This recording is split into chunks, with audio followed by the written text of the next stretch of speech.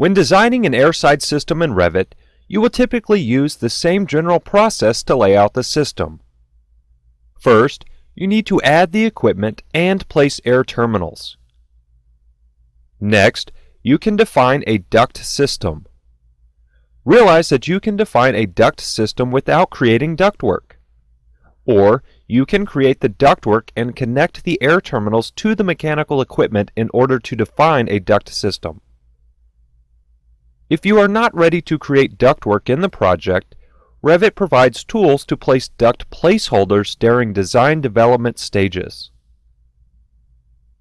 Once the ductwork has been modeled, you can add duct accessories such as dampers and filters, and then add duct insulation. Once the system is complete, you can schedule and tag the airside components. This is a high-level overview of the typical airside workflow. Let's discuss some of these steps in a little more detail. You may be wondering why we should create duct systems in Revit. Duct systems are logical entities that facilitate calculations for flow and sizing of ductwork. Once duct systems are created in your model, you will have a better understanding of the airside systems in the project. You will also have the ability to create view filters in order to see the various systems.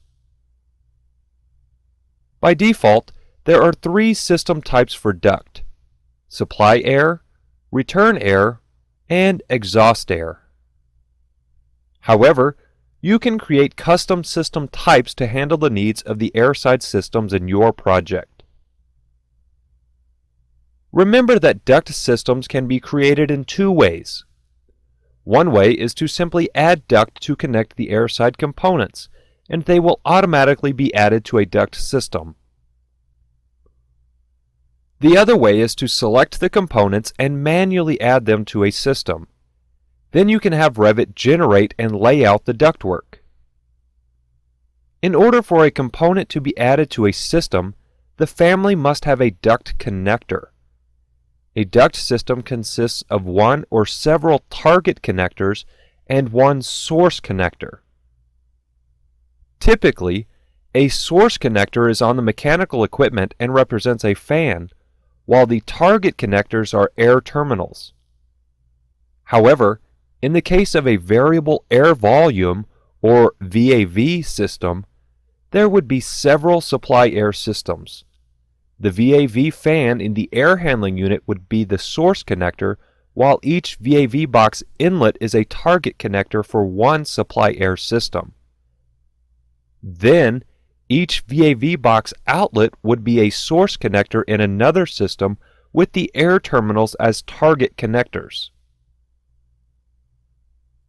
Additionally, when modeling ductwork, you should route main ductwork and cap open mains to begin modeling a system.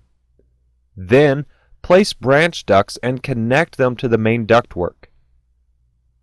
Revit provides tools to help you define routing preferences so that you can quickly lay out duct systems. Next, you need to connect the branches to the air terminals by either using flex ducts or rigid ductwork. Then, you can size the ductwork as necessary, if you did not do so during routing. Also, throughout the entire design process, you should always coordinate interferences with other disciplines.